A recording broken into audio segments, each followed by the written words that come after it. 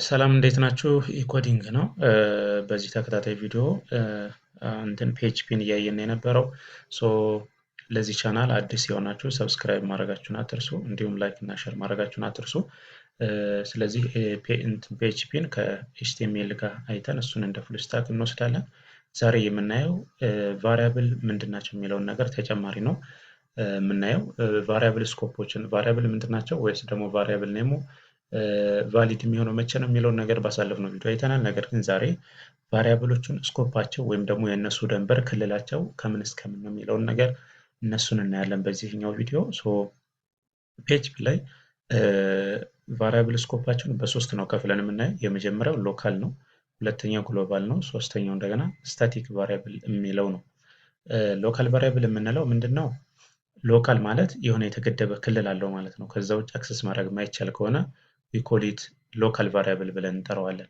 ስለዚህ ኢንሳይድ ፈንክሽን ወይም ደግሞ የብሎክ ኦፍ ኮድ ላይ አክሰስ መደረግ የሚችል ብቻ ከሆነ ዊኮሊት ሎካል ቫሪያብል።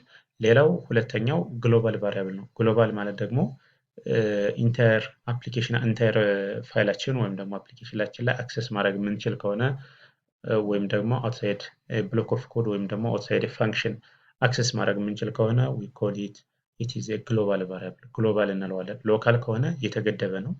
አንድ ፈንክሽን ውስጥ ዲክላር እናደርገዋለን። ከዛ ውጭ ምን ማድረግ አንችልም፣ አክሰስ ማድረግ አንችልም። ስለዚህ ያ ምን ተብሎ ይጠራል? ሎካል ነው። ነገር ግን ከፈንክሽኑም ውጭ ፈለግነው ቦታ ላይ አክሰስ ማድረግ የምንችለው ከሆነ ዊኮሊት ግሎባል ቫሪያብል እንለዋለን። ሌላኛው ወይም ደግሞ ሶስተኛው ስታቲክ ቫሪያብል ነው። ስታቲክ ቫሪያብል የምንለው ምንድን ነው? ፈንክሽን የሚባሉ አሉ። እሱን ወደፊት እናየዋለን። ፈንክሽን ስራ የሚሰራው መቼ ነው? በሚጠራበት ሰዓት ነው። ፈንክሽን ስራ የሚሰራው በሚጠራበት ሰዓት ነው። ካልተጠራ ስራ አይሰራም። በሚጠራበት ሰዓት ቫሪያብሎችን እንደ አዲስ ነው ኢኒሻላይዝ የሚያደርጋቸው። ማለት ለምሳሌ አንድ ሲደመር አንድ ብዬ ወይም ደግሞ የሆነ ቫሪያብል የሆነ ቫሉ ለምሳሌ አንድ ቫሉ ሰጥቸው ሁለተኛ ስጠራው ኢንክሪመንት ማድረግ ሲገባው ኢንክሪመንት ካላደረገ ምን አላደረገም? የነበረውን ቫሉ አጥቷል ማለት ነው። ነገር ግን የነበረውን ቫሉ ይዞ እንዲቆይ ከተፈለገ ምን ዲክላር ማድረግ ይኖርብናል? በምን ፎርም ዲክላር ማድረግ ይኖርብናል? the variable must be static መደረግ ይኖርበታል። ስለዚህ returns a value after function execution አንድ ፈንክሽን የራሱን ስራ ከሰራ በኋላ ከጨረሰ በኋላ ቫሉ ሪተርን ሊያደርግ ይችላል፣ ላያደርግም ይችላል። ነገር ግን ሁለተኛ በምንጠራበት ሰዓት የነበረውን ቫሉ መያዝ የሚችል ከሆነ we call it static variable ብለን እንጠራዋለን ማለት ነው። የቫሪያብል እንትኖቹ ፒኤችፒ ላይ ያሉት እነዚህ ሶስቶች ናቸው። ሎካል፣ ግሎባል ኤንድ ስታቲክ ብለን የምንጠራቸው። ለምሳሌ እዚህ ጋር ኤግዛምፕል አለ። እዚህ ወደ ኮድ ሄደን እንትን እናደርጋለን፣ ኤክስኪዩት እናደርጋለን፣ እንጽፋለን ኮድ። ለምሳሌ የመጀመሪያው አንድ ቫሪያብል በሚጀምርበት ሰዓት በዶላር ሳይን መጀመር እንዳለበት ተምረናል።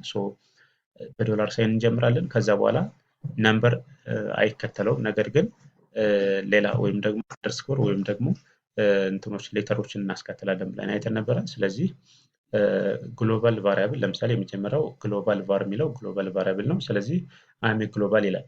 ያ ማለት ይሄ ግሎባል ለመሆኑ በምናውቀው ለምንድን ነው? ከፈንክሽን ውስጥ ምን አልሆነም? ዲክላር አልተደረገም። ስለዚህ ፈንክሽን ውስጥ ዲክላር አልተደረገም ማለት ሌላ ቦታ ላይ ሄደን አክሰስ ማድረግ እንችላለን። ኢንሳይድ ፈንክሽንን መጠቀም እንችላለን፣ አውትሳይድ ፈንክሽንን መጠቀም እንችላለን። ስለዚህ ዊ ኮል ኢት ግሎባል ብለን እንጠራዋለን። ሌላው ሁለተኛው ፈንክሽን ብሎ ቴስት ብሎ እዚህ ጋር ለምሳሌ ሎካል ቫሪያብል አለ አም ሎካል ይላል። እዚህ ጋር ደግሞ ይሄኛው ከፈንክሽን ውስጥ ነው ዲክለር የተደረገው ሎካል ቫር የሚለው ወይም ደግሞ ሎካል ቫሪያብሉ ማለት ነው። ስለዚህ ኤክስኪዩት ይሄንንም አክሰስ ማድረግ የምንችለው የት ላይ ነው? ኢንሳይድ ደ ፈንክሽን ነው። ነገር ግን አውትሳይድ ደ ፈንክሽን አንችልም። ለምን? ዲክለር የተደረገው ፈንክሽን ውስጥ ስለሆነ ማለት ነው።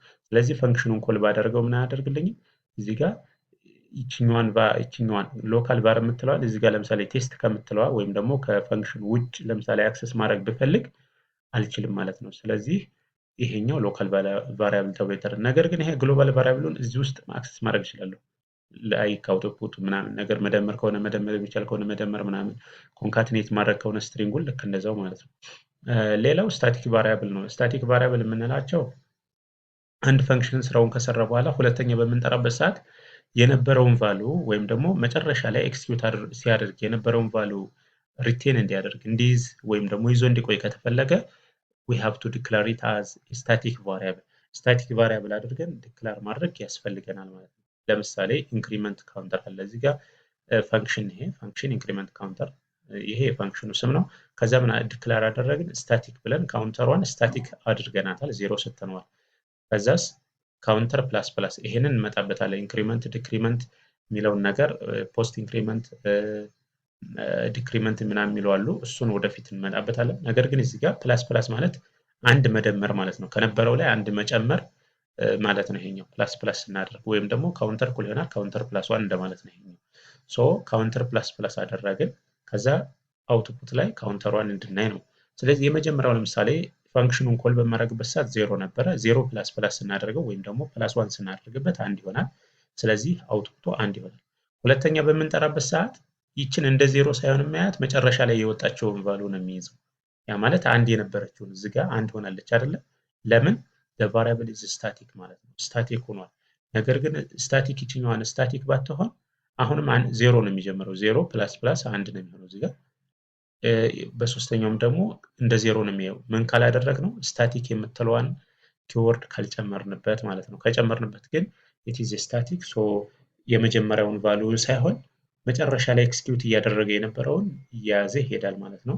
ስለዚህ ሶስቱ የቫሪያብል ካቴጎሪ በዚህ በሶስቱ ፒኤችፒ ላይ አየን ማለት ነው። ሶ ቀጥታ ወደ ኮዳችን እንሄዳለን ማለት ነው። ወደ ኮድ ተመልሰናል። ስለዚህ የመጀመሪያው እንትን ምንድን ነበረ? ግሎባል የሚል ነበረ። ሚን ሎካል ቫሪያብል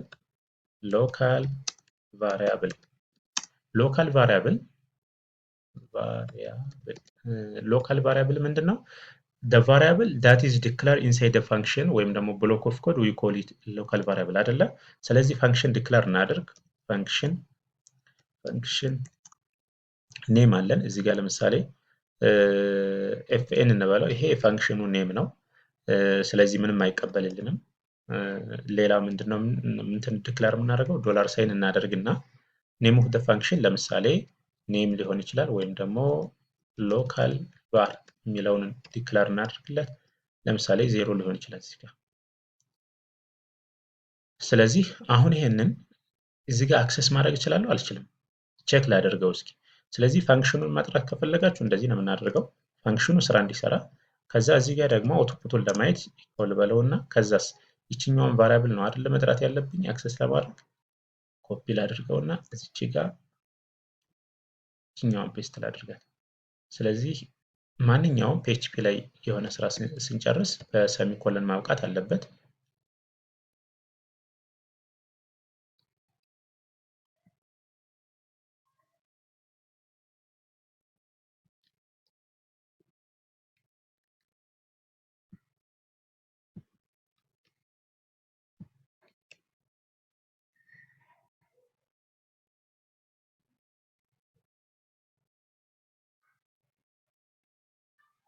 እሺ ፋንክሽን እስኪ ኮል ማድረጉን እንተወው እስኪ አሁን።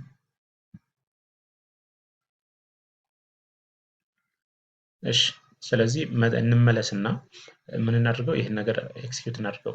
አሁን ይሄ ነገር ይሰራል ወይስ አይሰራም የሚለውን ነገር የምናውቀው ለምንድን ነው? ይሄኛው ሎካል ቫሪያብል ነው። ሎካል ከሆነ ኢንሳይድ ዘ ፈንክሽን ነው አክሰስ ማድረግ የምንችለው። ነገር ግን አውትሳይድ ዘ ፈንክሽን ማድረግ አልችልም፣ አክሰስ ማድረግ አልችልም አይደል? ስለዚህ አሁን እዚህ ጋር ኤረር ነው የሚያመጣው። ለምን? ይቺ ሎካል ቫር የምትባለው አትታወቅም፣ የለችም እና ማለት ነው። አውትሳይድ ነው አክሰስ እያደረኩ ያለው። የፈንክሽኑ እንትኑ ወይም ደንበሩ ከዚህ እስከዚህ ነው። ያ ማለት ይሄ ማብቂያው ነው፣ ይሄኛው መጀመሪያው ነው። ስለዚህ አንድ ፈንክሽን እዚህ ጋር ይጀምራል፣ እዚህ ጋር ያበቃል ይሄኛው ፈንክሽን።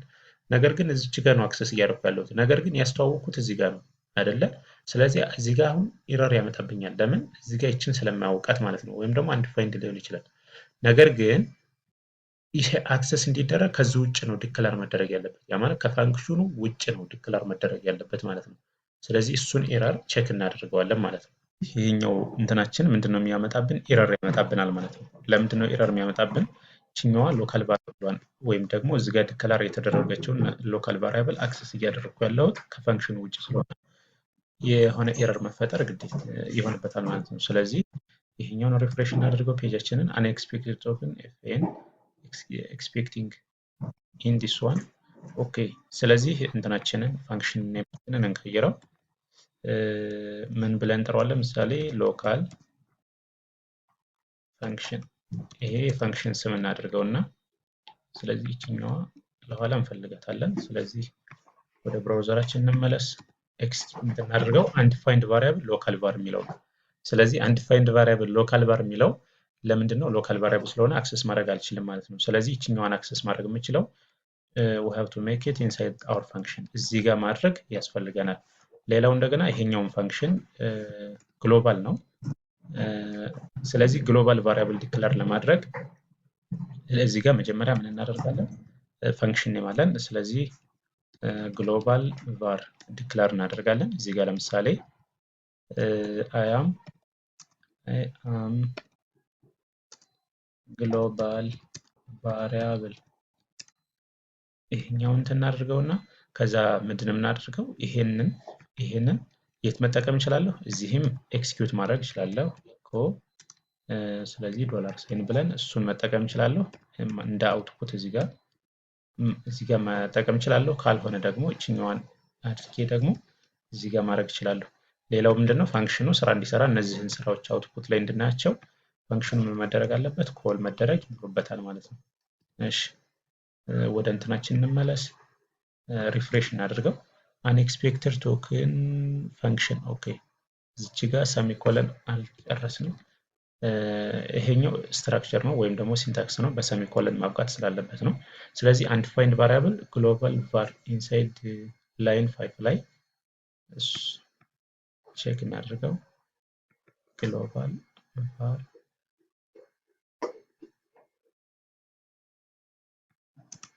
ግሎባል ወይም ደግሞ ይችን ዩዝ ማድረግ እንችላለን። ሶሪ ወይም ደግሞ ይችን ግሎባል ብለን ይችን እንጠቀማት።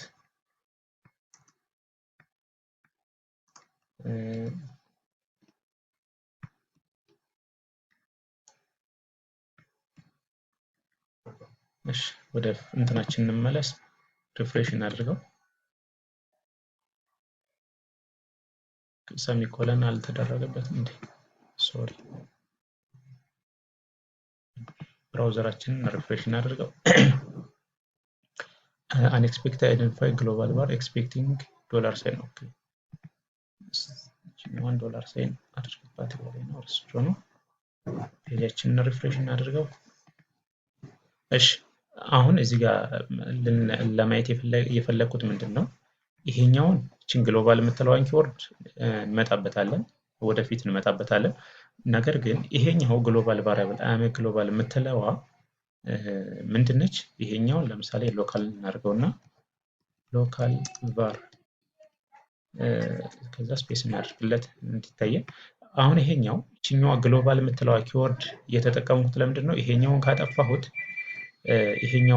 ካጠፋሁት እቺኛዋ ጋር ወይም ደግሞ አውትፑቶ ላይ ግሎባል ቫር የምትለዋን ፈንክሽን ውስጥ ዲክለር አልተደረገችም።